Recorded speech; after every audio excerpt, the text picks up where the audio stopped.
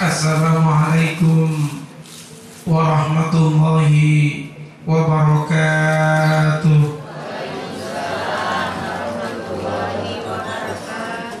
Bismillah, walhamdulillah, wassalatu wassalamu ala sayyidina Rasulillah wa ala alihi wa sahbihi wa mawala, wa la hawla wa la quwwata illa billah. Amma ba'du. Bapak, Ibu, jamaah pengajian rutin Ahad ketiga Majelis Taklim Alif Lam Mim yang saya muliakan dan insya Allah semuanya dimuliakan Allah Subhanahu wa Ta'ala. Alhamdulillah, pagi hari ini kita ditakdirkan oleh Allah bersama-sama berada di tempat ini untuk mengaji ayat-ayat Allah. Semoga dengan kita mengkaji ayat-ayat Allah, hati kita ditenteramkan oleh Allah Subhanahu wa Ta'ala, hati kita didamaikan oleh Allah Subhanahu wa Ta'ala, dada kita dilapangkan oleh Allah Subhanahu wa Ta'ala. Allah yang berjanji, orang yang membaca Al-Quran, apalagi mengkaji Al-Quran, oleh Allah akan didamaikan hatinya. Orang yang gak pernah kenal Al-Quran, biasanya orang itu senantiasa gampang untuk gelisah. Ada daud dari para mufassirin mengatakan, kalau bisa jadilah Anda adalah orang yang senantiasa membaca ayat Al-Quran. Kalau tidak, minimum membaca yang gampang-gampang. Tak bisa baca total, baca yang gampang aja.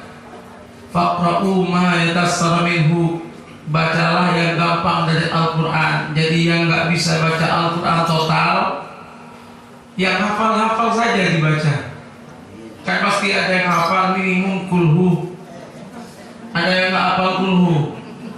Insya Allah hafal, sebab itu adalah gandengannya Fatihah. Untuk kebanyakan orang sholat, gandengannya kalau nggak Al-Fatihah pasti kulhu itu yang banyak. Kalau nggak bisa juga, nggak sempat, minimum kita menjadi orang yang mendengarkan Al-Quran. Kalau udah nggak bisa, itulah tanda-tanda orang yang hatinya mati. Oleh karena itu sempatkan mendengarkan bacaan Al-Quran. Yang punya mobil, di mobilnya kalau bisa itu ada ayat-ayat Al-Quran yang dibaca. Insya Allah kalau Al-Quran yang senantiasa kita dengarkan, damai hati kita. Ada penelitian dari orang Amerika itu, tapi orang Islam, dia itu meneliti orang yang biasa mendengarkan bacaan Al-Quran itu, darahnya itu lebih bagus, lebih lancar, dan detak jantungnya itu lebih teratur ketimbang orang yang tidak pernah mendengarkan Al-Quran. Yang paling kacau itu orang yang mendengarkan lagu-lagu, dan lagu-lagunya itu lagu-lagu yang keras, yang rock itu katanya itu darahnya itu agak lebih kacau ketimbang yang lagu yang pelan-pelan. Apa lagu pelan-pelan itu? Keroncong ya? Keroncong yang pelan itu. Tapi memang Al-Quran itu ajaibnya di situ. Al-Quran itu karena bukan kalimatnya manusia, tapi itu adalah firman Allah Subhanahu wa Ta'ala. Maka Al-Quran itu memang betul-betul menjanjikan kedamaian. Oleh karena itu, biasakan kita membaca ayat Al-Quran, ya kalau bisa dengan keluarga, dalam lingkup keluarga kita membaca Al-Quran, insya Allah akan menjadi sebab turunnya rahmat Allah ke rumah kita. Ada beberapa hal yang menjadikan rahmat itu datang ke rumah kita.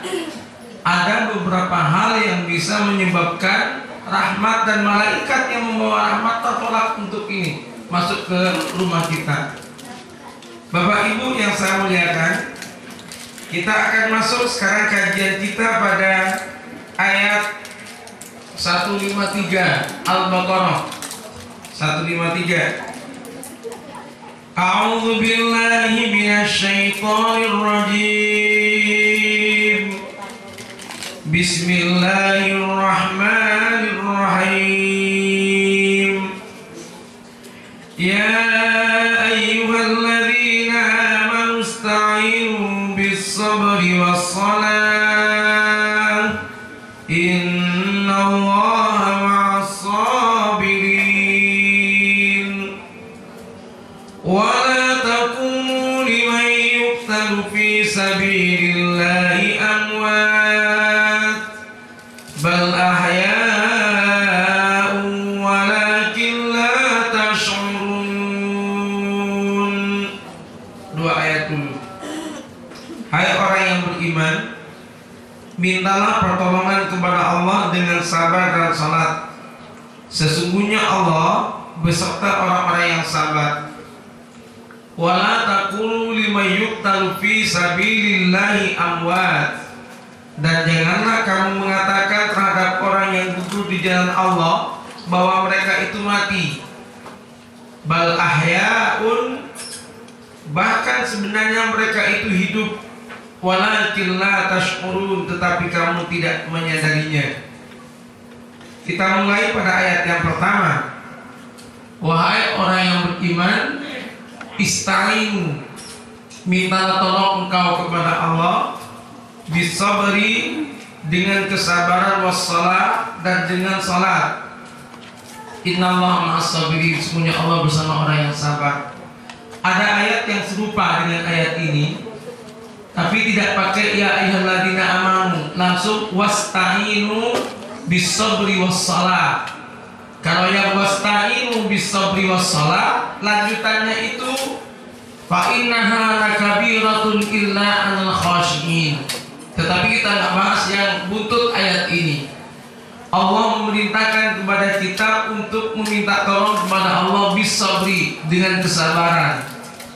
Kata mufassirin ini punya makna bahwa orang itu kalau punya kebutuhan kepada Allah, punya permintaan kepada Allah, salah satunya kita harus sabar. Kadang-kadang memang pertolongan Allah itu tidak langsung diberikan kepada kita. Ada waktu yang harus kita lalui, ada waktu yang harus kita tunggu. Oleh karena itu jangan kemudian kita itu ketika meminta kepada Allah pengennya langsung-langsungan saja. Allah itu pasti memberikan apa yang kita pinta. Allah itu pasti memberikan apa yang kita mohonkan kepada Allah. Tetapi itu kadang-kadang butuh waktu. Kita diminta untuk sabar. Dan ketika diberikan musibah, orang mukmin diberikan musibah, itu diminta oleh Allah untuk sabar. Kenapa?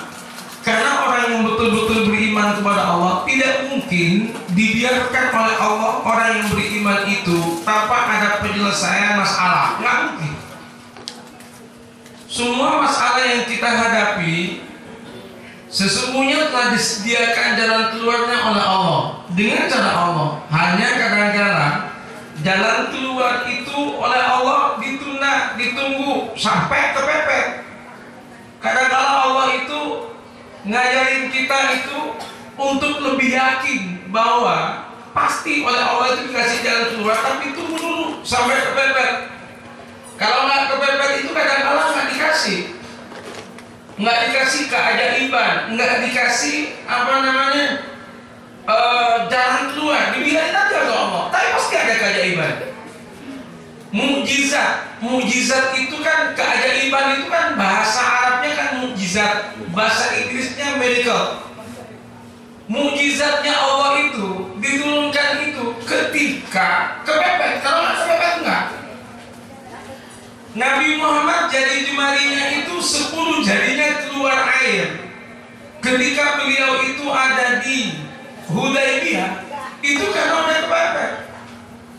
Jadi sahabat-sahabat pada kehausan, sahabat-sahabat mau mandi mau wudu aja nggak ada air, udah kepepet. Rasulullah langsung jemarinya itu keluar air. 1.400 orang minum dari air yang memancar dari tangannya Rasulullah. Nabi Musa itu, ketika Nabi Musa itu dikejar oleh Fir'aun, Nabi Musa itu sama dengan kita, ngos-ngosan juga Pak. Dikejar oleh Fir'aun itu nggak langsung ada mukjizat, tapi ketika Nabi Musa udah kepepet sampai ke tepi lautan, sudah nggak ada jalan lagi, udah kebingungan ini nggak ada jalan. Nabi Musa kemudian bilang sama Allah, ya Allah, di depan saya ini udah lautan. Ini gimana ya Allah? Ini gimana ya Allah? Gitu kan? Baru kemudian Allah itu memberikan jalan keluar. Apa jalan keluarnya? Allah bilang kepada Musa, Musa, tongkatmu itu pukulkan ke laut. Dipukulkan. Dipukulkannya ke lautan dan lautan itu pecah. Kapan? Ketika kepepet. Nabi Musa ketika berurusan dengan tukang sihirnya Fir'aun, tukang sihirnya Fir'aun melemparkan tali kemudian jadi ular semua. Baru kemudian Nabi Musa kepepet ketika ularnya itu datang semua. Ularnya datang semua. Ketika ular masih jauh, tenang aja dia. Ketika kemudian ular sihir ini mendekat, Nabi Musa kepepet.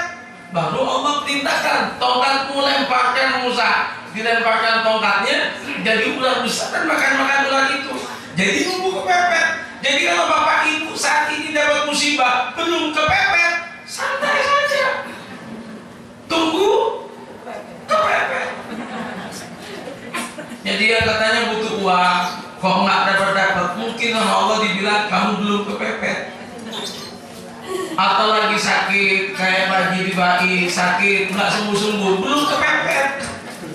Nanti kalau udah kepepet, baru kemudian datang obat itu yang istimewa gitu.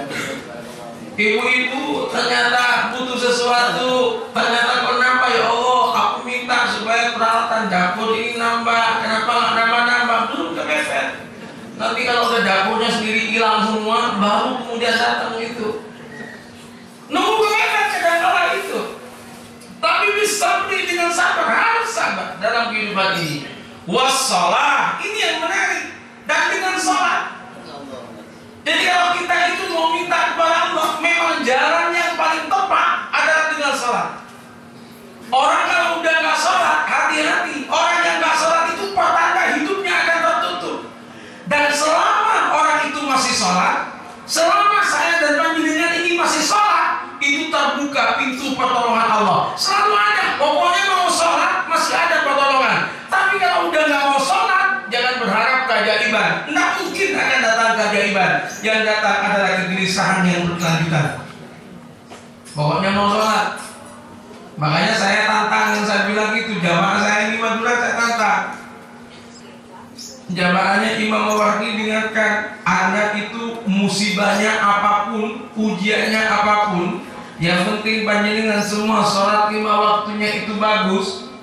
Syukur kalau ditambah dengan sholat tahajud, sholat istikharah, ditambah lagi dengan sholat duha, sholat witir. Orang kalau butuh sama Allah kan memang harus lengkap seperti itu.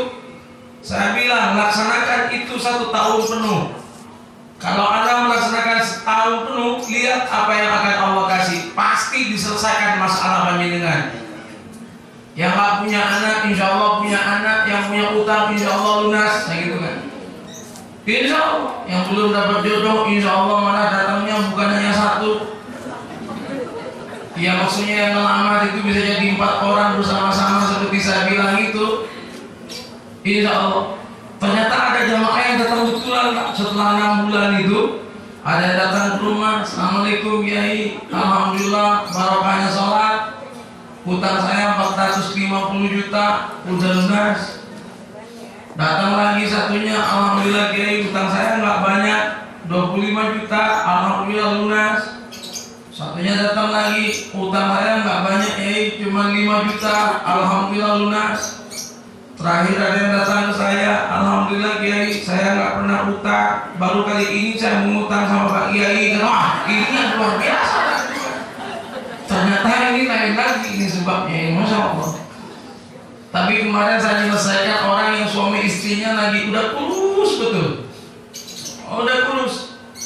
Dan dia itu punya utang dan ditagih sama bank, sudah lama. Cuma saya bilang, Anda belum kepepet, tenang aja tunggu sampai kepepet. Nah rupanya kemarin udah panggilan dari BCA itu mau pelelangan rumah. Rumahnya harganya kira-kira 1,2 M minimum, tanahnya tok lain rumahnya. Itu sama BCA dihargai cuma 700 juta. Nah akhirnya kemarin ketemu dengan saya pulang dari rumah Madura itu, ketemu dulu di Pemekasan dengan orang ini. Setelah itu rembukan, Allah kasih jalan keluar. Allah kasih jalan keluar dengan caranya Allah Subhanahu wa Ta'ala. Minimum ada alternatif. Orang ini memang rajin, sholatnya rajin, saking rajinnya sampai kurus. Luar biasa kan, orang sholat sampai kurus itu kan. Yang banyak itu karena nggak sholat jadi gemuk gitu kan. Bapak Ibu, selalu Allah janjikan as-shalah. Oleh karena itu jangan pandang enteng sholat dengan bermacam-macam sholat. Orang dulu itu para sahabat kalau ada kegelisahan, maka pertama kali yang dia lakukan adalah dia sujud kepada Allah Subhanahu wa Ta'ala. Sujud yang pertama. Kalau kita kan menentukan pertama kan, memintanya kepada Allah kan terakhir itu. Itu yang selalu saya bilang, kalau kita sakit apa langsung minta sembuh sama Allah? Enggak. Kalau kita sakit biasanya pertama cari obat tradisional pagaran itu. Belum sembuh baru kita ke puskesmas. Ketika belum sembuh baru kita kemudian ke mana? Kita ke rumah sakit yang agak besar. Kalau belum sembuh baru kita ke dokter spesialis. Kalau belum sembuh baru kita kepada Allah Subhanahu wa Ta'ala. Ya Allah, saya udah coba semua dokter ya Allah, ternyata belum sembuh. Sekarang tiba gilirannya jenengan ya Allah. Allah diletakkan berapa? Terakhir. Kalau kita butuh uang, yuk kepada siapa kita pertama kali? Tanya dulu sama tetangga, tanya dulu sama saudara, tanya dulu sama sahabat, tanya dulu kepada siapapun. Terakhir kita ke bank. Di bank mengatakan nggak bisa pinjam Pak, harus punya jaminan. Ternyata nggak ada yang mau dijaminkan karena semuanya sedang pinjam semua. Akhirnya kepada siapa? Kepada Allah. Ya Allah, tiba giliranmu ya Allah, terakhir ya Allah. Ini ternyata aku nggak dapat duit, padahal besok lusa harus ada. Allah letakkan terakhir. Jangan biasakan seperti itu. Ayo kita meniru ulama salafus saleh dan para sahabat Rasulullah Sallallahu Alaihi Wasallam. Bagaimana mereka itu? Mereka senantiasa Allah diletakkan yang pertama.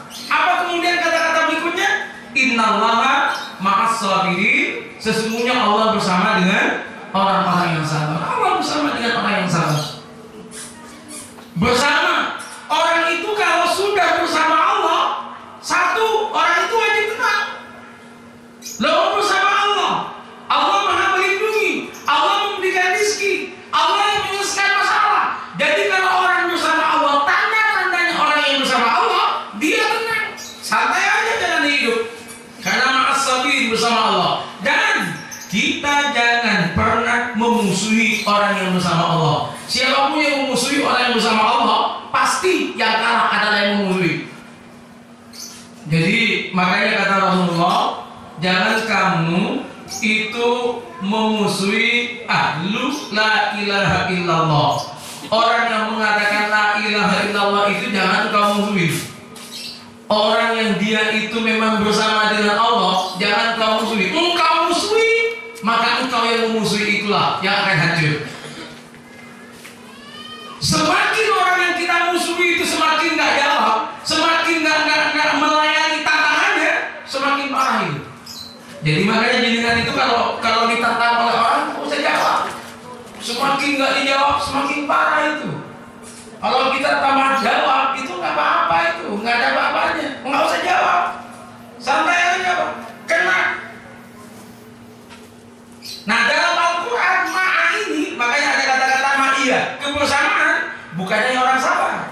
Kebersamaan itu termasuk orang yang berbuat baik. Kata Allah, innallaha ma'al ladzina taqaw wal ladzina hum muhsinun. Ayo, surat apa, ayat berapa yang tahu dapat hadiah umroh? Alhamdulillah nggak ada yang tahu.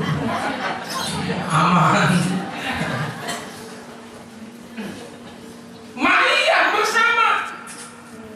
Jadi kata Allah, Allah bersama orang yang takwa dan orang yang senantiasa berbuat baik. Jadi kalau kita ketemu dengan tetangga, punya tetangga, tetangganya baik banget, suka nolong orang, jangan dimusuhi.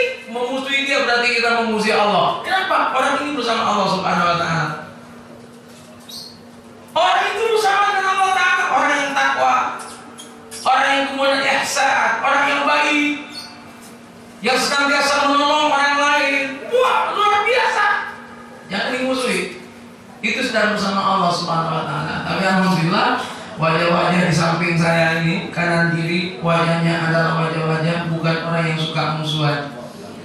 Wajahnya insya Allah wajah surga semua. Insya Allah nggak suka tengkar ya. Nggak boleh. Kadang-kadang yang suka tengkar.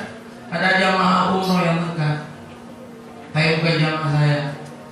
Jadi katanya ketika lagi tawaf itu istrinya udah ngomong sama suaminya, Papa jangan sakiti aku. Iya, diu. Sampai pulang ke hotel. Nyampe di hotel si istrinya bilang lagi sama papanya, Papa pernah nyakiti aku enggak? Ya pernah toh Ma. Oh, namanya orang hidup. Berapa kali Papa mengkhianati aku? Papanya bilang, ya sebanyak rambutku Ma. Nangis itu ya perempuan. Nangis. Setelah nangis 1 jam ternyata dia ketawa terbahak-bahak yang wanita ini. Kenapa Ma tadi kok nangis, sekarang kok tertawa? Jawab mamanya, lupa Pak bahwa Bapak nggak punya rambut sama sekali. Oh, karena papanya udah gundul, udah apa namanya, udah tahallul gitu kan. Baru sadar bahwa nggak punya rambut, berarti Papa nggak punya salah sama aku. Katanya, wah luar biasa ini. Makanya kalau mau marah lihat-lihat dulu gitu ya. Nah, ini yang pertama. Coba ayat berikutnya. Apa kata ayat berikutnya itu? Allah menyatakan begini, ayat berikutnya. Wa la taqulu liman yuqtalu fi sabilillahi amwat bal ahya'u walakin la tash'urun. Dan janganlah kamu mengatakan terhadap orang yang gugur di jalan Allah bahwa mereka itu mati. Bahkan sebenarnya mereka hidup, tetapi kamu tidak menyadarinya. Saya baca 2 kitab tafsir. Ini babnya dulu aslinya ini ketika perang Badar. Jadi ketika perang Badar ada sahabat mengatakan si A mati, si B mati, si A si B mati. Dan juga ini terjadi ketika perang Uhud. Si A mati, si B mati ketika perang. Kemudian turun ayat, Allah mengatakan orang yang terbunuh di jalan Allah itu tidak mati. Bal ahya'un inda rabbihim, tetapi dia itu adalah hidup di sisi Tuhannya. Dalam ayat yang lain itu, bal ahya'un inda rabbihim yurzaqun, mereka diberi rezeki oleh Allah. Di tafsiran itu ternyata orang yang syahid fi sabilillah itu kalau meninggal dunia, rohnya itu dimasukkan ke burung sorga, dan burung sorga itu kemudian berputar di sorga itu dan senantiasa diberikan rezeki oleh Allah Subhanahu wa Ta'ala. Dalam 2 tafsir yang saya baca. Dan orang-orang yang syahid fisabilillah itu punya keistimewaan. Keistimewaannya adalah memang dipelihara oleh Allah, bukan hanya rohnya, termasuk jasadnya. Yang namanya syuhada Uhud. Syuhada Uhud yang paling terkenal kan Hamzah. Ketika Hamzah udah terkubur yang lama sekali, terkubur, kan kuburannya kan di Madinah. Itu kan tanahnya tanah keras dan panas. Tahu nggak bahwa suatu waktu ketika hujan, mayat ini sempat ke atas, naik ke atas, dan ternyata darahnya masih segar. Dan memang ada beberapa kelompok manusia yang jasadnya tidak akan dimakan oleh bumi, dia akan tetap utuh. Betapapun dia diletakkan di kuburan yang berlumpur, walaupun berlumpur sekalipun, nggak akan rusak. Nggak usah jauh-jauh yang ke Arab. Beberapa waktu yang lalu masuk TV di Priok itu, di Jakarta itu ada pekuburan yang mau dibangun jalan. Dan ternyata ketika dikeruk itu ternyata memang basah sekali. Padahal udah 20 tahunan itu kuburan. Ketika diangkat, itu mayat itu masih utuh. Padahal kena air. Logikanya kalau kena air, apapun mau kita nggak mati aja busuk kan? Ini enggak. Nah, ternyata ada hadis. Hadisnya Rasul ini mengatakan ada beberapa kelompok manusia yang kalau mati dia nggak akan dimakan oleh bumi. Pertama, para nabi. Jenazahnya para nabi itu nggak akan pernah dimakan oleh bumi, takut bumi itu. Nggak akan dimakan oleh binatang-binatang yang ada di dalam kuburan. Kalau semut pun nggak berani. Satu. Yang kedua, ini yang istimewa. Saya senang gitu. Yang kedua ini, orang yang hafal Al-Quran. Orang yang hafal Al-Quran, hafal tapi juga melaksanakan. Kalau hafal nggak melaksanakan beda. Hafal itu hafal dan melaksanakan. Dia matinya itu juga nggak akan dimakan oleh bumi, nggak akan dimakan oleh, nggak akan hancur.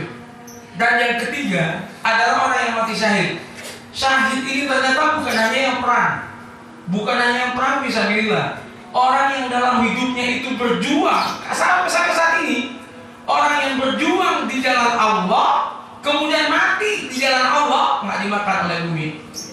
Panjenengan datang ke sini, kalau ini kan fisabilillah datang ke sini. Pagi-pagi yang biasanya jenengan olahraga sambil makan nasi pecel pinggir jalan, saat ini panjenengan jalan ke tempat ini kalau mati sekarang itu mati syahid itu. Ada yang pengen mati sekarang? Oh, nggak ada. Loh, itu nggak akan dimakan oleh ini, Pak. Benar, Pak. Subhanallah, itu yang akan dikasih. Bahaya minta Rabbi, itu hidup di sisi Allah. Yurzakun, mereka diberikan oleh Allah itu rizki. Namun mudah-mudahan kita meninggal syahid. Ya, syahid itu banyak meninggal gaya syahid. Yang penting adalah meninggalnya itu dengan terakhir itu tetap berada dalam keadaan tauhid yang disebut dengan husnul khotimah. Nah, untuk husnul khotimah itu yang luar biasa. Pak Sugeng harus bersyukur punya istri namanya apa? Husnul khotimah. Nurul khotimah. Coba Nurul khotimah, Pak. Enak tuh nama husnul khotimah, Nurul khotimah gitu kan. Ada perasaan namanya husnul khotimah ini. Ya, suaminya selalu ingat husnul khotimah, tapi kalau berdoa itu kemudian ketawa-ketawa sendiri gitu kan. Ya Allah, berikan aku husnul khotimah. Istrinya bilang, akulah husnul khotimah gitu. Itu bersama dengan seorang ini Ustaz, seorang syekh namanya Syekh Arifi itu. Ini kisah nyata, ada masuk TV itu. Ketika masuk TV dia bilang selalulah zikir kepada Allah maka kamu akan bahagia. Ada penanya di TV itu, Syekh, saya ini lagi putus cinta, Syekh. Gimana supaya saya ini kemudian tenang? Syekhnya bilang berdoalah, ya Allah, Allahumma ij'al fi qalbi nura, ya Allah berikan dalam hatiku nura, cahaya. Jawab anak ini, Syekh, masalahnya tunangan saya yang gagal itu namanya nura. Katanya, aduh kacau. Ya udah kalau begitu rubah. Ya Allah berikan kepada saya itu keimanan, ya Allah. Masalahnya namanya nurul imani katanya kan. Jadi bingung, ada ketawa-ketawa, Syekh. Ada di YouTube ada itu. Alifi, ketawa terbahak-bahak itu. Udah lanjut. Walanabluwannakum bisyai'in minal khawfi wal ju' wa naqsin minal amwali wal anfusi was thamarat wa basyiris sabirin alladzina idza asabatuhum musibah qalu inna lillahi wa inna ilaihi raji'un.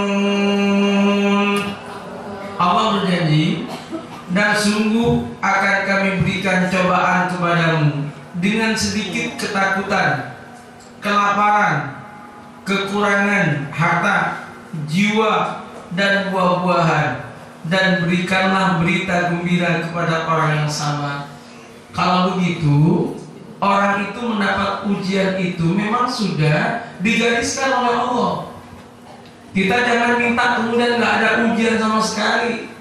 Nah, Allah berjanji walanakum, kalau orang ahli nahwu itu Bapak adalah di depan ada nun tasdid, itu nun takkid namanya itu. Sungguh-sungguh, 2 kali itu, sungguh-sungguh akan saya berikan ujian. Jadi nggak ada orang yang tidak akan diberikan ujian, yang tidak diberi ujian. Sekolah ada pasti ada ujian. Hidup juga pasti ada ujian. Jangan berharap kita nggak punya ujian. Nggak mungkin Pak.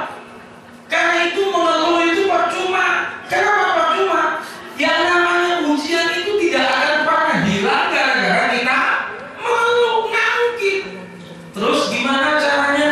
Kalau kita diberikan musibah oleh Allah, ya santai-santai saja. Hadapi. Ingat bahwa masih ada nikmat. Orang kalau ingin diberikan kesabaran oleh Allah ketika diberi musibah, orang itu jangan fokus kepada musibah.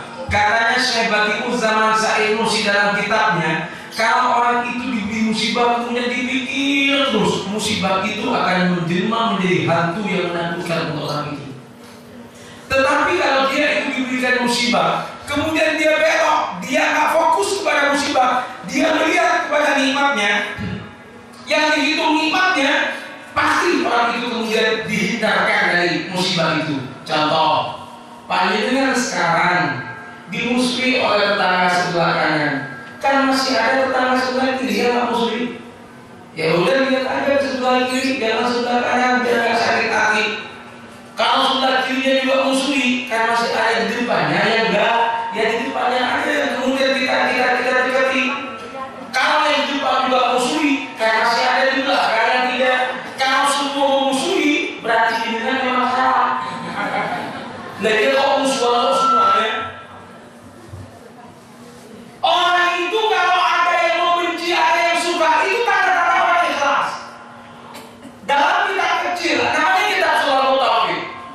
Kalau ada orang, dia itu semua orang senang, nggak ada yang membenci, orang itu bisa dipastikan dia, bukan orang baik. Semua senang, berarti dia bukan orang baik. Kalau semuanya benci, berarti orang jelek, itu semuanya benci. Tapi kalau ada yang senang, ada yang tidak, itulah orang yang ikhlas. Jangan berkeinginan semua orang itu senang sama kita, nggak mungkin. Bikin sakit hati. Makanya kita nggak usah memaksakan diri untuk membahagiakan semua orang. Irdha'un nasi kullu mustahil, muhal. Nggak bisa. Kalau begitu, yang penting kita telah berbuat baik. Ada yang nggak suka, coba jenengan ngasih sedekah kepada sebelah rumah dikasih. Ada yang nggak dikasih, satu nggak dikasih, gara-gara dia itu ketika mau dikasih nggak ada orangnya. Kita lupa, marah itu. Kenapa aku kok enggak? Ya mungkin lupa, masa lupa aku ngomongnya dewe. Dari sampai nggak ada, dia dulu nggak ada kasih, ada, bukan? Pasti ada saja yang bilang ada seperti itu. Kalau seperti itu nggak usah ribut, tenang aja, fokus. Orang itu kalau pokoknya fokusnya adalah kepada yang musibahnya, orang semacam ini nggak akan pernah bahagia, nggak akan pernah bahagia dalam hidup. Tidak satu pun yang ada musibah, pasti dapat musibah. Minimum dirasani orang, nggak apa-apa dirasani, suka yang dirasani. Pokoknya kita yang dirasani, tenang aja, berarti kita populer kalau dirasani. Jadi, nah, supaya tidak mengeluh, jangan fokus kepada musibah, fokus kepada nikmat. Insya Allah aman, nggak akan gelisah. Bahwa mulai dari malam jam 00 lewat sedikit bensin naik lagi, nggak usah fokus, nggak usah dipikir, nggak apa-apa. Yang penting masih punya uang beli bensin. Kayaknya naik 6.900. Hanya sekarang pemerintah pakai gayanya dahlan iskan. Dahlan iskan ketika menjadi PLN itu, direktur utama PLN Kalau udah naik baru bilang, biar nggak kacau, biar nggak ribut. Nah, Jokowi sekarang ikut-ikutan juga menaikkan 2 kali BBM ke 6.700 sekarang 6.900, nggak bilang-bilang juga. Tapi orang ketika udah beli baru tahu, bener kok, iya pak, apa, gitu kan? Ya nggak apa-apa, selamat mengikuti Jokowi. Suka-suka gitu kan, mau milih siapa saja kan? Mau milih siapa? Saya hanya yang nggak habis pikir dan saya ingin tahu. Saya belum baca, tetapi kemarin ada jamaah saya bilang, katanya Jokowi ingin merubah bahasa Arab masjid, disuruh rubah tempat sujud, musola, tempat sembahyang, yang Arab-Arab disuruh rubah katanya. Pak Yusuf Kalla juga minta katanya, itu linknya ada di linknya media Islam dan linknya apa gitu. Saya belum buka, jadi saya nggak komentar. Saya minta komentar, tapi saya belum komentar. Katanya bahasa Arab dirubah. Wah kalau begitu nanti pasti Argentina itu sampai anak yang lahir dilarang dikasih nama berbau bahasa Arab. Argentina cuma sampai sekarang orang Argentina baru tuh nggak ada lagi itu yang pakai bahasa Arab. Jadi Batistuta itu kan ada Omar Batistuta itu generasi terakhir. Setelah itu pesepak bola nggak ada yang Arab itu. Tapi Allah nggak kehabisan akal itu. Ketika pesepak bola Argentina nggak ada yang Arab, justru sekarang banyak orang Islam yang menjadi pesepak bola luar biasa kan. Namanya nama-nama Arab juga itu. Allah bilawan. Nggak bisa. Nah, udah. Apa macam-macam ujiannya? Walanabluwannakum bisyai'in minal khawf. Rasa takut. Ada rasa takut, khawatir, was-was.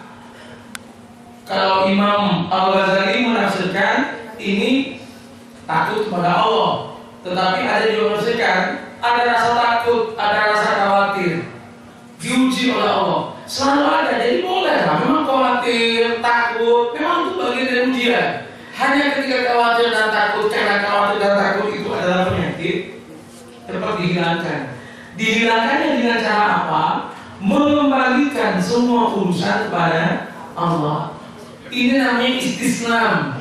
Kita pasrahkan kepada Allah. Orang kalau udah memasrahkan kepada Allah, apapun yang dia lakukan dihilangkan oleh Allah Subhanahu Wa Taala. Saya kan contoh.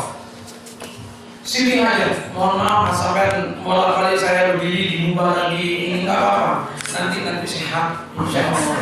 Jadi olahragawan yang naik duduk begini, kasihan. Bapak ini namanya, saya kasih contoh. Siti Hajar istrinya Ibrahim. Siti Hajar itu adalah orang pertama yang tinggal di Mekah. Dan Siti Hajar dengan Ismail itu juga adalah orang pertama yang minum air Zam-Zam. Siti Hajar dan Ismail itu juga orang yang pertama yang tawaf dan sa'i di tempat sa'i itu orang pertama. Ceritanya kan Ibrahim itu kan ada di Mesir. Mesir itu di zaman dulu itu air Nil, sungai Nil lancar. Kemudian buah-buahannya penuh, bagus, hijau sekali. Pindah ke Palestina, dari Palestina jalan kaki itu ke Mekah. Jadi nggak ada pesawat zaman dulu, kok pesawat, kereta api juga nggak ada, jalan kaki. Nyampe di Mekah. Mekah ini bainal jabal di antara gunung-gunung. Dia naik gunung Pak dengan anak Ismail kecil itu. Kemudian ditinggal, baru nyampe. Kalau kita mau kisah lengkap itu, baru nyampe langsung ditinggal. Dan dia ngomong, jalan langsung pulang ke Ibrahim. Bilang saja, wahai suamiku, kemana engkau akan pergi? Enggak jawab Ibrahim. Jalan. Ibrahim ini kebetulan pendiam, Bu. Jalan. Suamiku, kenapa kau tinggalkan aku sama anakku ini? Kenapa? Jalan dia. Apakah ini perintah dari Allah? Baru dia jawab, iya. Jawabnya dikit-dikit Ibrahim itu. Jadi kalau dia punya suami jawabnya dikit-dikit, Ibrahim namanya. Jadi dia itu, iya. Oh ya kalau iya ya sudah, nggak apa-apa. Silakan teruskan. Allah tidak akan membuat saya menderita karena itu perintah Allah. Hebat. sekarang ditinggal kayak gitu pasti ngomong gitu. Mas, ditinggal ya ditinggal, tapi lengkapi dulu. Ini nggak ada apa-apa. Mau makan apa? Di sini nggak ada ini, nggak ada itu, gimana? Kalau bisa.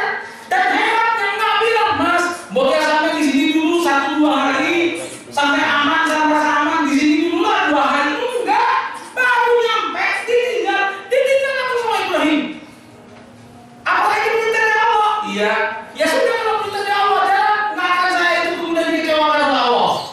Ini pasrahnya hanya kepada Allah. Apa yang terjadi?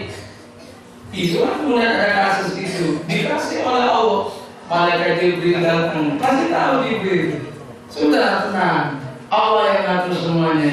Jibril kemudian kakinya itu, tumitnya itu dihentakkan ke bumi. Ada yang mengatakan itu adalah sayapnya, ada 2 riwayat. Ada katanya sayapnya dipukulkan ke bumi, ada yang katanya itu tumitnya ke bumi, keluarnya air Zam-Zam. Coba bayangkan. Jadi air Zam-Zam itu bahasa kasarnya yang menggali adalah malaikat Jibril. Makanya Zam-Zam itu beda dengan yang lain. Lain Zam-Zam itu dengan yang lain itu. Ya akhirnya dari itu. Setelah itu Ibrahim kemudian berdoa, ya Allah, bahasa singkatnya, datangkan orang-orang ke tempat ini biar ada temannya ini, istri dan anak saya. Dan ya Allah, penuhi tempat ini as-samarat, buah-buahan. Nabi Ibrahim nggak minta pohon, Nabi Ibrahim mintanya buah-buahan. Makanya di Mekah nggak ada pohonnya, tapi buahnya banyak. Minat samarati, warzuqna, ya Allah warzuqhum, berikan rezeki kepada mereka. Minat samarati, berikan buah-buahan. Coba kan nggak ada apa-apanya itu, nggak ada pohonnya, tapi ada semua itu buahnya. Pohon pisang, ada yang pernah melihat pohon pisang di Mekah? Nggak ada. Tapi pisang Arab, pisang. Ya memang ada pisang kecil ada. Itu biasanya kalau pisang kecil itu cateringnya itu kalau umroh, kalau ada pisang kecil cateringnya pasti orang Indonesia. Pasti itu. Jadi diambilkan yang kecil-kecil lebih murah itu. Kalau bahasa Maduranya lagi torpot katanya. Torpot itu pisang yang sangat kecil itu. Pasti itu orangnya. Kalau itu cateringnya kita itu kalau umroh, cateringnya itu full boat namanya. Full boat itu langsung dari hotel. Kayak ya umroh kita, umroh di saya rata-rata dari hotel full boat. Itu pisangnya mesti gede-gede. Ada lagi yang apa? Jeruk. Nggak ada pohon jeruk di situ. Tapi jeruknya banyak. Yang saya nggak nemu dan ini potensi ekspor yang luar biasa. Belum nemu saya itu salak.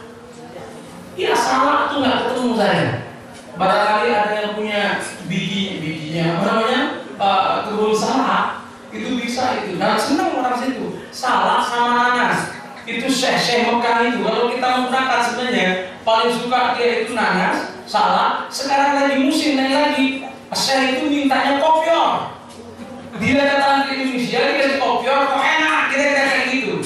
Saya tidak ketemu dengan orang Arab itu, dia nanya itu, "Maka minta kopior," katanya kan. "Kamu tahu kopior?" Itu dia bahasanya kopior, gitu kan.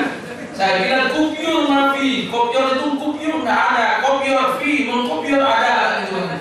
Ya yang kopior, katanya. Orang Arab kan gitu, mau bilang Pepsi itu Bipsi, pizza itu pizza, nggak bisa bilang pak dia itu.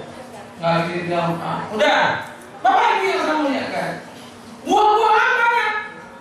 Nah, kenapa buah-buahan banyak? Air kemudian muncul, orang datang semua. Di Mekah sekarang itu orang berebut untuk datang ke Mekah. Padahal tanahnya mahal, 1 meternya 1,5 miliar. Tapi luar biasa berebut Pak. Dan itu nggak ada tanahnya sekarang. Itu dikuasai semuanya saat ini oleh kerajaan, sudah dikuasai.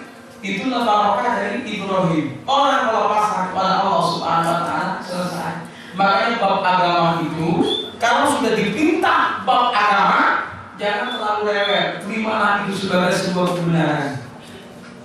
Ada seorang sahabat wanita. Sahabat wanita ini datang kepada Siti Aisyah setelah Rasulullah meninggal dunia. "Wahai Aisyah," katanya, "saya mau tanya, ada apa?"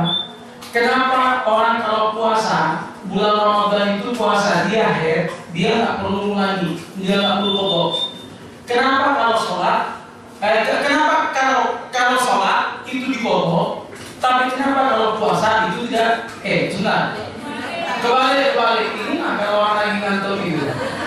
Kenapa kalau sholat itu kok nggak dikodok, tapi kenapa kok kalau puasa itu dikodok? Akan tes dirinya juga dan ternyata masih sehat.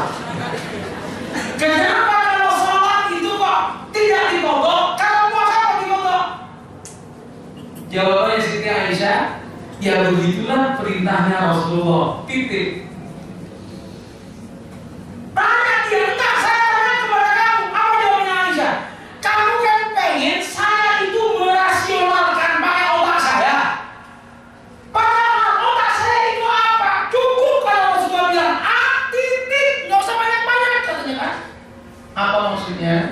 Jadi orang nggak usah ngeyel, nggak usah macam-macam dirubah-rubah supaya kemudian hukumnya berubah. Padahal hukum asalnya sudah jelas, titik. Kan banyak orang yang itu yang mau mengakali hukum itu kan? Hukum mau diakali, orang dulu nggak mau Pak, titik. Rasul mengatakan begini, titik. Allah mengatakan begini, titik. Itu orang yang Islam, orang yang pasrah kepada Allah Subhanahu Wa Taala. Orang yang semacam ini senantiasa akan diberikan pertolongan Allah. Oleh karena itu orang yang lugu biasanya jauh lebih sukses ketimbang orang yang berpolitik dalam masalah rezekinya Allah. Dalam bab rizkinya Allah itu kalau kita main politik, boleh kita sukses saat ini, tapi nanti akan dihancurkan oleh Allah. Orang yang lugu apa adanya, itu yang biasanya orang-orang lebih tambah. Orang yang lugu misalnya begini, ada orang pinjam, dia itu nggak peduli orang itu mau ngasih tambahan mau nggak, kan boleh ada orang mau ngasih tambahan tapi nggak diminta oleh orang yang mengutangi, itu boleh dan itu bagus. Etikanya orang berhutang itu memang masih memberi kepada yang dihutangi itu. Kita perlu ngasih itu etikanya, itu harus semua. Tetapi orang yang memberi hutang jangan memberikan syarat, iya tak pinjemin, tapi kamu harus membayar sekian. Orang yang meminta seperti itu kan sesungguhnya ingin dapat lebih. Oke, sekarang dia diatur sama dia supaya nggak namanya riba. Saya nggak akan minta, tapi bilang aku nggak minta tambahan ya. Tapi kalau sampai nambah ya syukur, gitu kan. Tetapi ada niat, itu namanya masih mau politisir, mau politik. Kemudian ada yang nunggu, sudahlah, kamu butuh, iya pakai kan, udah terserah kamu. Nggak usah mikirkan tambahannya, penting nanti dikembalikan. Kalau nggak dikembalikan urusan kamu dengan Allah. Hebat, nunggu. Kata tetangganya, kamu tuh goblok, kapan kayanya, gitu kan. Tetapi bab kaya dan bab rezeki kan bukan urusan bersama Allah. Kalau itu yang kita lakukan, selalu saja ada rezeki dari Allah dengan cara Allah Subhanahu Wa Taala. Nah ini Bapak Ibu, ayolah yang tulus dalam beragama, itu yang tulus, pasrahkan hidup kepada Allah, biarkan Allah yang mengatur hidup kita. Menderita saat ini santai, masih ada hari esok. Bahagia saat ini, jangan berlebih, karena masih ada hari esok yang belum tentu untuk kita. Ada takut, ada lapar, ada kekurangan harta benda, ada yang kemudian jiwa, ada yang asamarat. Maka aslinya buah-buahan, tapi Imam Al-Ghazali memaknai anaknya mati. Anak itu disebut dengan samaratul qalbi, buah hati. Jadi ini kehilangan anak-anak mati misalnya. Ini termasuk ujian. Kata Allah, "Fabasyiris sabirin." Berikan kabar Muhammad kepada orang yang sabar, kepada orang yang berikan kabar baik Muhammad kepada orang yang sabar, yaitu orang yang ketika mendapatkan musibah, alladzina idza asabatuhum musibah qalu inna lillahi wa inna ilaihi raji'un. Dia mengatakan inna lillahi wa inna ilaihi raji'un. Kalau musibah apapun musibah kita itu diajari oleh Al-Quran untuk mengucapkan inna lillahi wa inna ilaihi raji'un, sambil dimaknai dalam hati sesungguhnya saat kami milik Allah dan kami semua akan kembali kepada Allah Subhanahu Wa Taala. Ketika orang yang semacam ini, apa kata ayat berikutnya? ulaika 'alaihim shalawatun min rabbihim wa rahmah wa ulaika humul muhtadun. Mereka itulah yang mendapatkan keberkatan yang sempurna dan rahmat dari Tuhan mereka, dan mereka itulah orang yang mendapat petunjuk, dapat barokah, dapat rahmat. Jadi kalau kita hidup ini ingin dapat barokah, jadilah orang yang sabar atas segala ujian. Tidak usah mengeluh. Bolehlah kelas kita mengeluh, tapi jangan panjang-panjang, keluhannya sedikit saja. Boleh, tapi jangan panjang-panjang. Kemudian akan dapat rahmat. Rahmat itu bermakna kasih sayang. Rahmat itu juga bermakna pemberian dari Allah Subhanahu wa taala yang membahagiakan hati kita. Pasti dikasih oleh Allah. Agar diberikan rahmat. Wa ulaika humul muhtadun. Mereka orang yang mendapatkan petunjuk. Semoga kita semua menjadi orang yang diberikan petunjuk oleh Allah Subhanahu wa taala. Amin ya rabbal alamin. Baik, Bapak Ibu, ada pertanyaan? Saya persilakan yang mau tanya. Ibu-ibu kalau mau tanya tapi sungkan, boleh pertanyaannya lewat SMS ke nomor saya. Yang lewat SMS 081-832-7547 081-832-7547. Boleh bertanya, saya kasih kesempatan. Iya, sebentar dulu. Ini ibu catat masih 081-832-7547. Ya, bapak-bapak langsung silakan. Assalamualaikum warahmatullahi wabarakatuh. Yang saya tanyakan terkait dengan waktu ini. Waktu atau jam yang kita pakai ini mengacu pada peredaran bumi dan bulan dan bumi dari matahari. Yang putaran ini kan dari kanan ke kiri seperti waktu. Ya. Sedangkan jam yang kita pakai putaran terbalik dari kiri ke kanan. Dan 1 jam matahari terbit itu kalau di Indonesia ini kan dimulai pukul jam 6. Kalau mengacu pada Islam, hari pergantian hari kan waktu maghrib. Ya. Kalau kita bisa 1 jam setelah maghrib terbit itu dihitung jam 1, maka ketemunya nanti maghrib itu jam 12 pas pergantian hari. Dulu waktu Bani Firaun berkodok itu membuat tahun sendiri ya, misalnya. Maka kok saat ini kita umat Islam ini tidak ada yang membuat jam tersendiri. Demikian. Assalamualaikum warahmatullahi wabarakatuh. Kenapa kok jamnya bukan jam sendiri? Kalau tanggalan Arab kan sudah tanggalan sendiri. Kalau tanggalan Arab itu mengikuti bulan, makanya disebut dengan Qamariyah.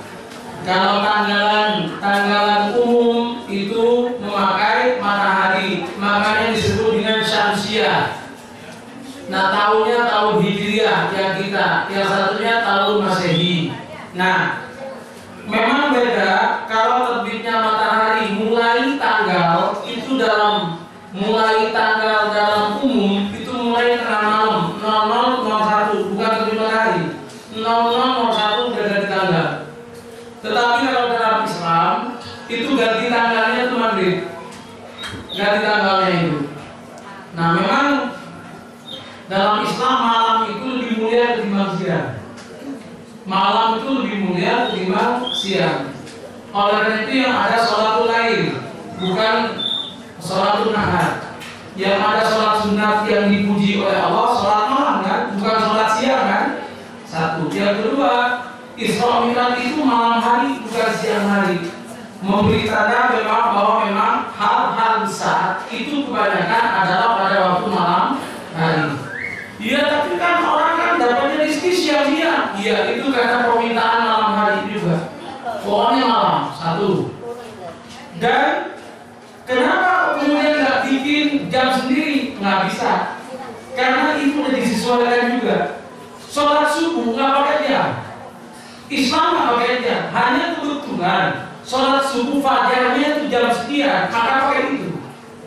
Jadwal sholat kalau pelajaran membuka kitab fikih tidak pakai jam, nggak ada, dan jamnya beda-beda. Sholat duhur sholat subuh kayak musim saat ini itu kan lebih siang. Nanti ketika ini bisa lebih pagi sama dengan di Mekah. Di Mekah itu paling awal sholat subuhnya itu jam 4. Tapi kayak sekarang sholat subuhnya jam 6. Nggak pakai patokan jam. Pakainya patokannya tetap beredarnya bulan matahari. Beredar matahari, terbit tidaknya matahari. Makanya tidak pakai jam sendiri. Nggak tahu kalau pakai jam sendiri. Kenapa kok jam kok kemudian tuh larinya itu jam itu ke kanan? Kok nggak ke kiri? Sudah dibikin yang ke kiri. Jangan jangan kaget sekarang yang jual ke kiri juga banyak. Ada yang bikin bingung. Tadinya jam 9 ternyata jam 3. Makanya sama yang biasa aja kesepakatan. Ada Pak yang sekarang begini Pak. Tetapi ada hikmah. Dinyatakan bahwa jam itu manusia kalau mengikuti jam semakin lama semakin hancur. Manusia kalau mengikuti Ka'bah tawaf artinya kembali kepada Allah, dia akan semakin abadi. Itu hikmahnya. Jadi jam itu cuma kesepakatan. Jam itu kesepakatan. Lainnya kayak bulan, tanggal enggak, bukan kesepakatan itu. Itu sudah ketetapan. Itu ketetapan untuk tanggal dan bulan, tahun itu ketetapan, tetapi untuk jam itu adalah kesepakatan. Baik, terima kasih. Ada lagi yang mau ditanyakan? Ini kayaknya udah ada yang masuk nih SMS. Anggap aja kayak di televisi. Ada Ustaz, mengapa jika kita lebih dekat dengan Allah, ujian semakin banyak? Ada dua. Orang yang dekat kepada Allah, walaupun ujiannya banyak, tapi dia lebih bahagia. Lebih bahagia ketimbang orang yang tidak dekat kepada Allah, nggak ada ujian. Orang itu kalau nggak dekat dengan Allah, walaupun nggak ada ujian, gelisah ini. Mertutup setiap hari itu, pokoknya nggak benar. Ada apa? Nggak tahu. Itu kan sumpah namanya ini. Orang itu, walaupun dia itu kena musibah, tapi dekat sama Allah, ya Kak Koko, memang betul tak nasib saya sekarang. Nggak apa-apa, disyukuri aja. Yang mudah-mudahan masih kuat, enak, masih senyum. Oh ini hebat. Allah kemudian bilang, Tuhan dan malaikat, hambaku, aku kasih musibah, dia tersenyum. Dipuji oleh Allah Subhanahu Wa Taala. Dipuji. Jadi jangan mau nggak ada ujian sama sekali, nggak ada. Yang penting hati tetap iman pada Allah. Insya Allah. Biasa. Rasul ditanya oleh sahabat, ya Rasulullah, man asyadun nas balaa. Siapa ya Rasul? Orang yang paling besar ujiannya. Kata Rasulullah, al-anbiya, para nabi. Sunaman, kemudian siapa ya Rasul? Kata Rasulullah, al-ulama, para ulama. Yang tinggi-tinggi dulu. Sunaman, kemudian siapa ya Rasul? As-solihun, orang-orang yang soleh. Baru setelah orang yang soleh, di bawah itu nggak begitu banyak musibahnya. Jadi kalau ada orang nggak sholat, nggak puasa, bahkan ketika puasa enak-enakan makan bakso siang-siang di pinggir jalan lagi, memang kadang nggak dikasih musibah sama Allah, karena musibahnya nanti di akhirat akan dimasukkan ke neraka paling dalam itu. Yang kita yang dapat musibah ini sama Allah Kak Koko, yang penting musibahmu di dunia, mati kamu mulai di kuburan sampai nanti di surga aman. Ayo milih yang mana? Milih aman. Milih aman, tapi kena musibah. Mungkin sama standar. Monggo Pak Sugeng. Ini Pak Sugeng ini jauh dari Papua itu Pak, di samping ini pertama kali datang. Saya mengadakan acara pengajian ini awalnya itu terinspirasi oleh pengajiannya Pak Sugeng. Pak Sugeng itu punya pengajian tiap minggu, 2 minggu ya.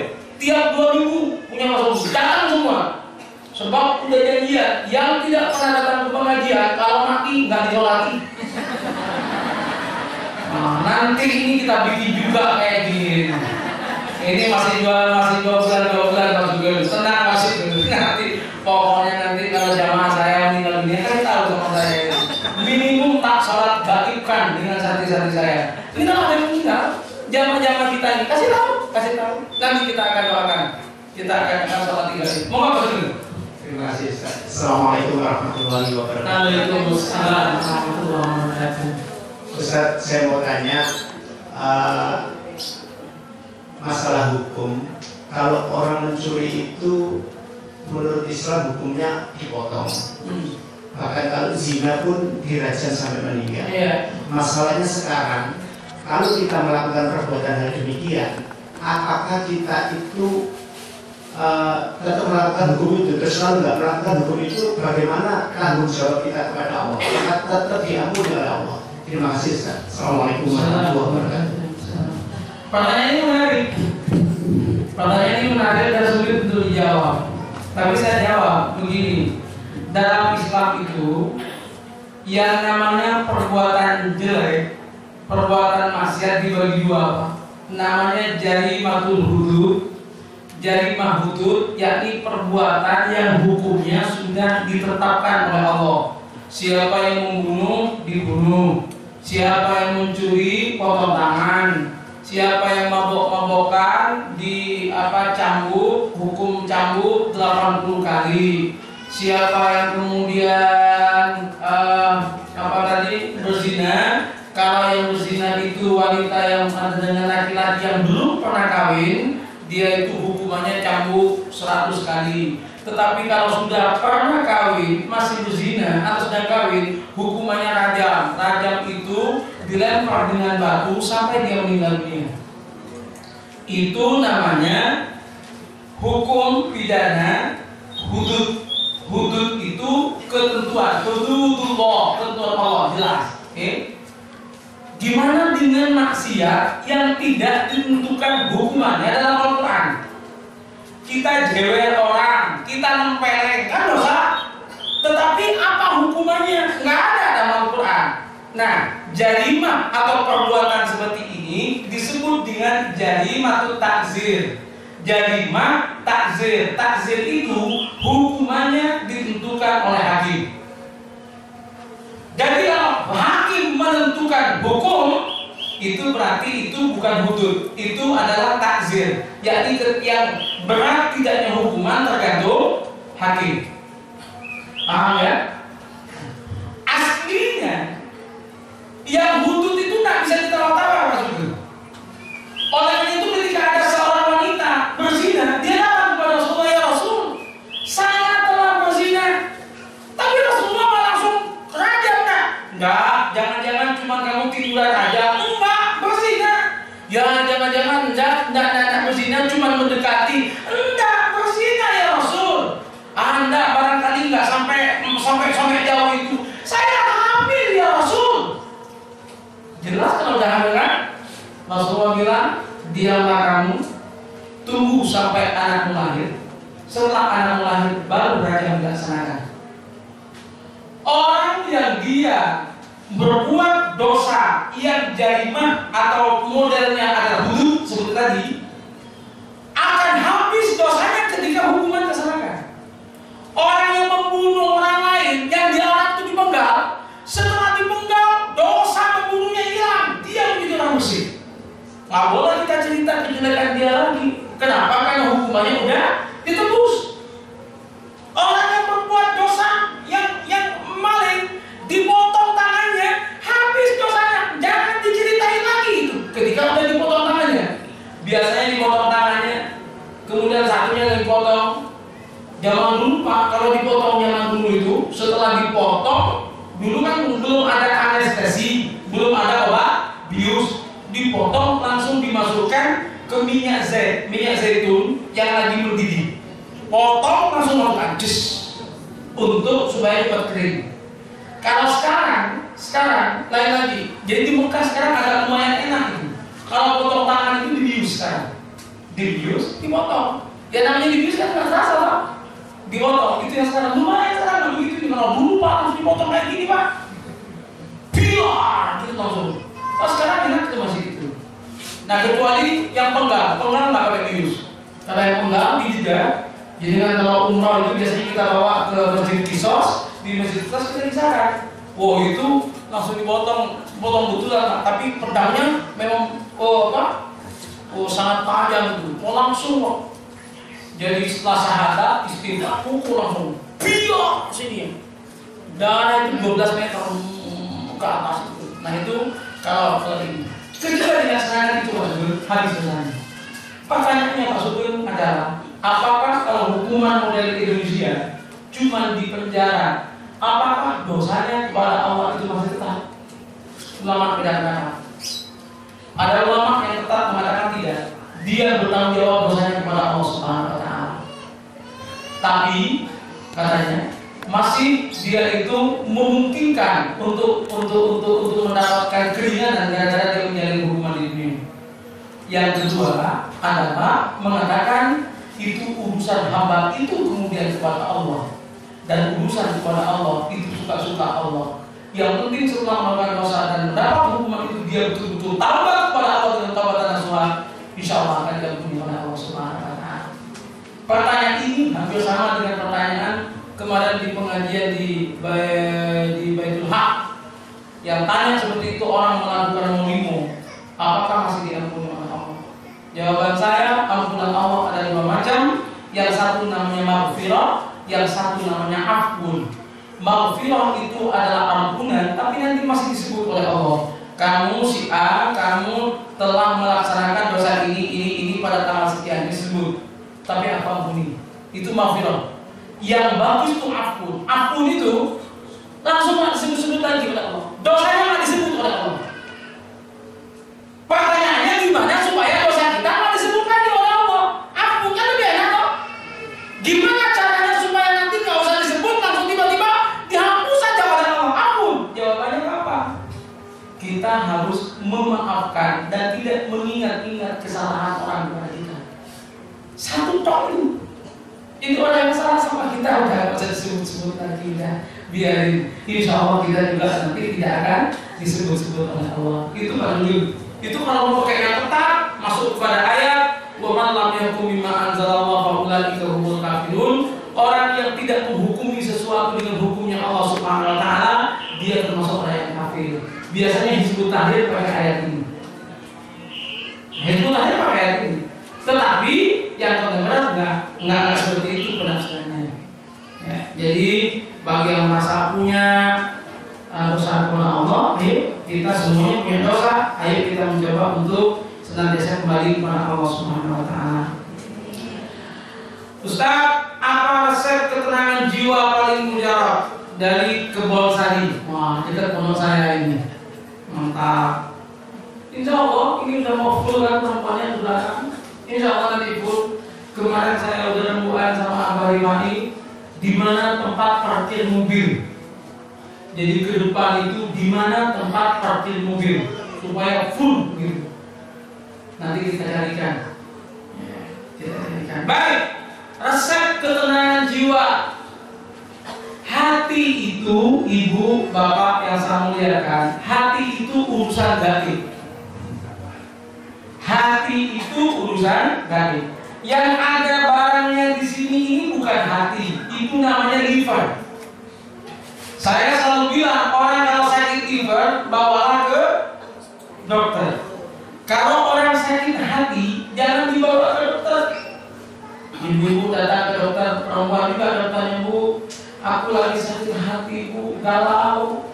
Kenapa, Bu? Suamiku ngamuk-ngamuk. Dokter yang perempuan juga ngomong, aku juga lagi galau, suamiku juga ngamuk. Ngumpul sama-sama galaunya itu.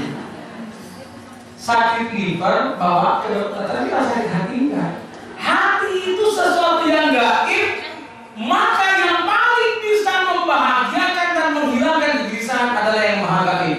Siapa yang maha gaib? Allah. Dekatlah dengan Allah. Segala sesuatu yang berkaitan dengan Allah dengan laksanakan, maka kita akan dihilangkan kegelisahan oleh Allah Subhanahu wa taala. Walaupun jenengan ketika sakit hati mau pergi ke gunung, mau pergi ke lautan, nonton bioskop, iya, ketika masih nonton bioskop lupa sama sedihnya, pulang dari bioskop tambah sedih karena uangnya juga tambah sedikit. Panjenengan lagi sakit hati, berangkat ke gunung. Ketika berangkat ke gunung lupa, nyampe ke rumahnya sakit namanya lutut sama betisnya, pijet lagi itu, akhirnya juga hilang juga duitnya. Pergi ke laut juga begitu. Gimana kalau lagi sakit hati? cukup ambil sajadah, Allahu Akbar. Ketika sujud, ikutilah Sayyidina Ali. Sayyidina Ali itu ketika sujud, langsung beliau mengatakan, sujud terakhirnya Sayyidina Ali ini, Allahumma inni zalamtu nafsi faghfirli, Allahumma inni zalamtu nafsi faghfirli, Allahumma inni zalamtu nafsi faghfirli. Ya Allah, saya zalim terhadap diri saya, ampuni saya ya Allah. Itu adalah salah satu untuk menghilangkan kegelisahan jiwa. Jangan mengaku diri kita suci, akuilah kita ini memiliki banyak kesalahan kepada Allah, yang dengan kita mengakui kesalahan itu, Allah akan ampuni dan berikan jalan. Ikuti seperti Nabi Yunus berkata, La ilaha illa anta subhanaka inni kuntu minadh dhalimin. Baik, Bapak lagi ada satu, perempuan satu, itu Pak Haji Wadiji satu. Harus diberi itu Pak Haji Wadiji, kalau hadirkan kesempatan, enggak mau. Abah Awal ini tokoh sesepuh di sini. Ini rumah beliau asli ini. Saya pertama kali beli rumah ini ngajak sama beliau. Waktu itu beliau itu lagi jadi Pak RW. Waktu itu dia kayak Pak RW ya, kawan. Moga Bapak. Bismillahirrahmanirrahim. Assalamualaikum warahmatullahi wabarakatuh. Waalaikumsalam. Ya, bagaimana menyampaikan supaya Allah sungguhnya Allah bersama orang yang sabar, atau bisa dikatakan bersama. Tetapi dalam proses itu dalam kehidupan kita masyarakat, baik itu secara keseluruhan, pemahaman tentang bersama ini masih jauh pada kita. Iya, dalam kehidupan bermasyarakat punya baik. Bersama apa kira-kira yang bisa mengantarkan pemahaman kebersamaan bersama ini, sehingga kita sebagai warga masyarakat, sebagai orang yang beragama, mampu menjabarkan daripada pemahaman kebersamaan. Ini yang pertama. Yang kedua, mohon maaf kepada para hadirin sekalian, jamaah pengajian yang kami hormati, berbangga dan berbahagia bagi warga Kulon Progo, karena Kulon Progo juara pertama lomba Bakti Kota Riau yang sekarang masuk mewakili Jawa Timur, dan kami dapat informasi masuk pada 6 besar. Mudah-mudahan masuk saat pertama sehingga nanti bisa mewakili sampai ke Jakarta. Mereka itu sekali lagi ingin doa Pak Iman dan yang hadir. Insya Allah doanya mati semuanya. Semoga Kulon bisa menjadi juara tingkat nasional, dan semoga rasa kebersamaan dan bersama membangun kelurahan kita, RT kita, sehingga menjadi kampung yang aman, tertib dan damai. Salah satu di antara kriteria yang mengawali untuk orang-orang dengan diri dua, yaitu masalah keamanan dan ketentraman. Ini saya mohon doanya semoga bisa masuk di tingkat nasional. Saya rasa itu Pak Imam. Semoga apa yang ada ini sekali lagi kita memahami tentang kehidupan mereka. Di tengah kita ada TKI, DKI yang perlu menjadi pemerintah bersama-sama. Oleh karena itu sekali lagi, insya Allah nanti kalau ada hal yang sesuai dengan DKI dan DPI, saya berharap untuk memberikan dukungan sepenuhnya. Matur suwun bersama. Jadi ya mudah-mudahan keinginan Pak Wan dan kita semua dikabulkan oleh Allah. Dan waktu bersamaan, gimana kalau ada orang yang tidak mau bersama? Masalahnya itu babnya bab hati, Pak Haji. Jadi kita harus menyadari bahwa kita tidak bisa hidup sendiri. Tidak ada orang yang bisa hidup sendiri.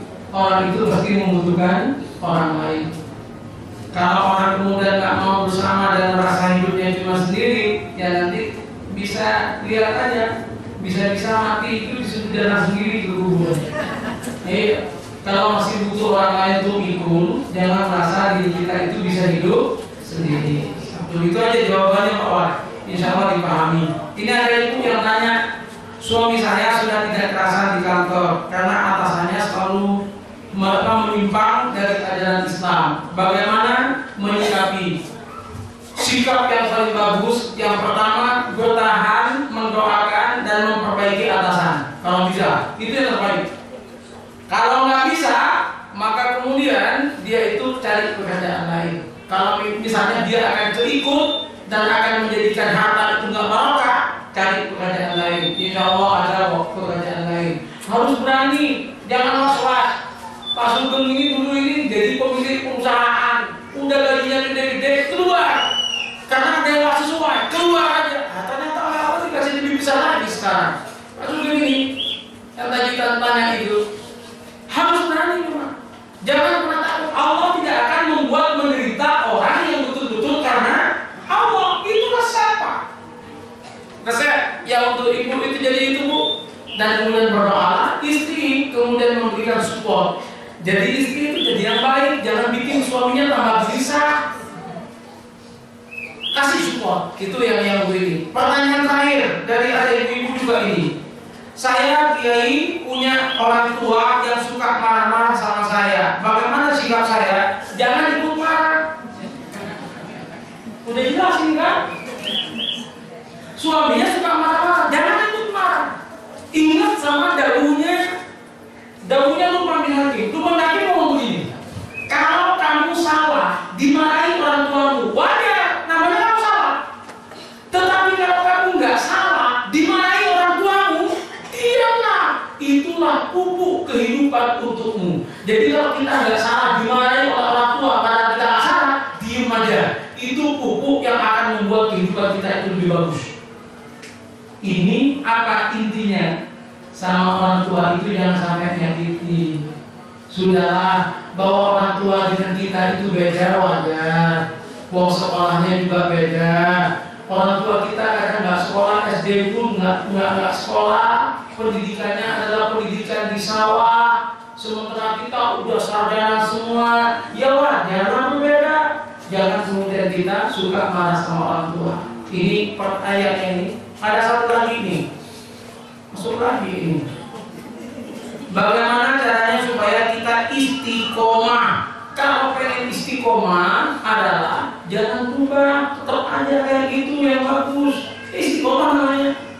Iya itu, tapi gimana caranya? Caranya adalah memohon pertolongan kepada Allah. Selalu ihdinas siratal mustaqim. Insya Allah kalau senantiasa kita berdoa seperti itu, insya Allah kita akan oleh Allah diberikan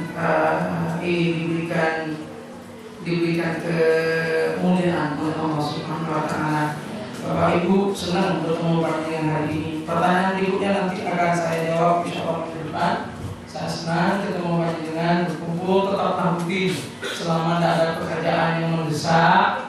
Ya ngaji sebentar jam 6 sampai setengah 8 seperti ini. Insya Allah akan jadi tambahnya pengetahuan dan tambahnya keberkahan. Sekedar pengumuman, barangkali ada yang mau ikut umroh berikutnya itu tanggal 3 bulan Mei.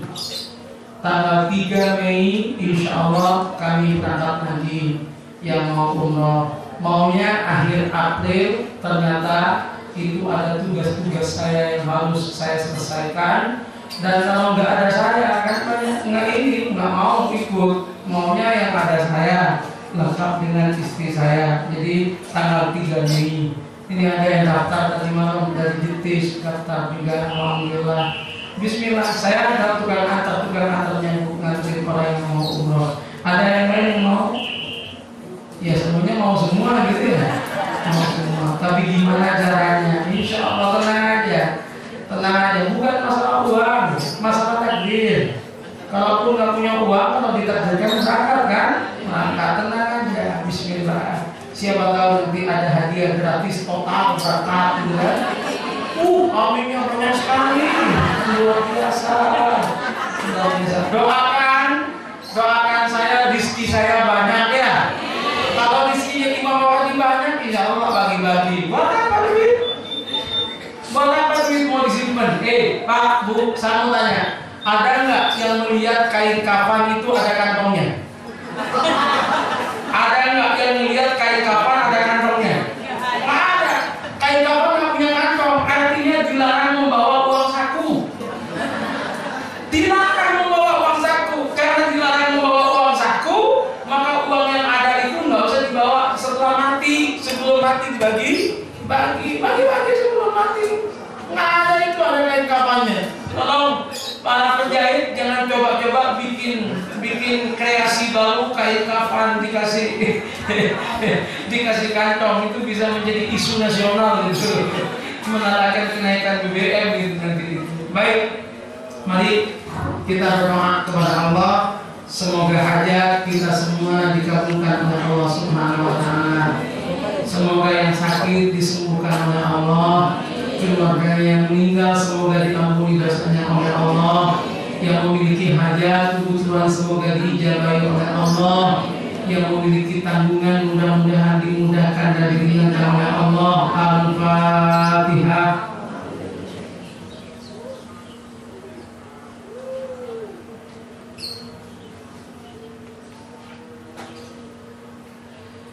Bismillahirrahmanirrahim. Alhamdulillahirabbil alamin. Hamdan yuwafi wa yukafi mazidah. Ya Rabbana lakal hamdu kama yanbaghi li jalalika wa 'azimi sultanikal azim. Allahumma shalli wa sallim ala abdika wa rasulika Muhammad wa ala alihi wa sahbihi ajma'in. Allahumma Rabbana, pagi hari ini kami munajat kepadamu ya Allah. Berikan kepada kami bimbinganmu ya Allah. Berikan kepada kami hidayahmu ya Allah. Berikan kepada kami keberkahan darimu ya Allah. Berikan kepada kami rahmatmu ya Allah.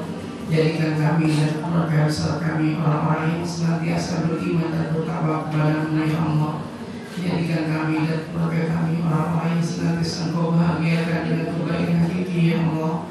Allahumma Rabbana ya Allah, kami menyadari hidup kami banyak dosa. Ampuni dosa dan kesalahan kami ya Allah. Ampuni dosa dan kesalahan kami ya Allah. Ampuni dosa dan kesalahan kami ya Allah.